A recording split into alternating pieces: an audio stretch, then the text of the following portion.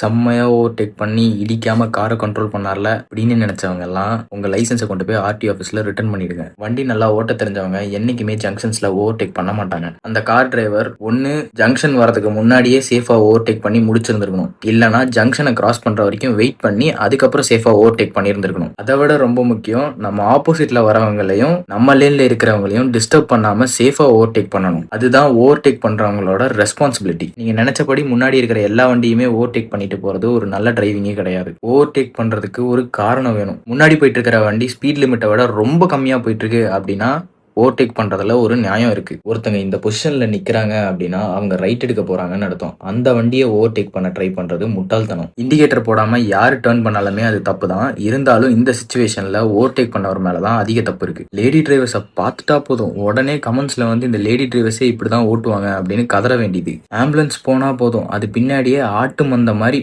மேனர்ஸே இல்லாம ஓட்டுறது ஃபுல்லா யாரு? ஆம்பளைங்க தான். நீங்க எல்லாம் பேசவே கூடாது விமன்ஸ் டிரைவிங்கை பத்தி. சின்ன குழந்தைங்க கிட்ட காரை கொடுத்தா எப்படி அன்சேஃபா ஓட்டுவாங்களோ அந்த மாதிரி ஓட்டிக்கிட்டு இருக்கீங்க நீங்க எல்லாம். எனக்கு நல்லா வண்டி ஓட்ட தெரியும் அப்படின்னு சொல்றவங்க எல்லாம் கிவ் வேனா என்ன, ரைட் ஆஃப் வேனா என்ன அப்படிங்கறத கமெண்ட் பண்ணிட்டு போங்க. அப்ப நான் நம்புறேன் உங்களுக்கு ஓட்ட தெரியும். இந்த வீடியோ எண்ட்ல எப்படி சேஃபா ஓவர்டேக் பண்ணணும் அப்படிங்கறத ஆட் பண்ணிருக்கேன், பாத்துக்கோங்க. பைக்கை ஓவர்டேக் பண்ணலாம்னு இருக்கேன்.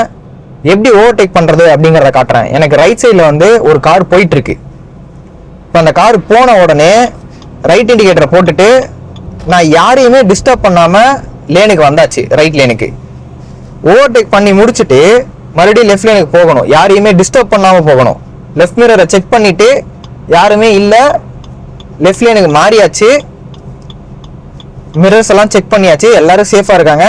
இப்போ ஸ்ட்ரைட்டா கண்டினியூ பண்ணலாம். அவ்வளவுதான் ஓவர்டேக் பண்றது.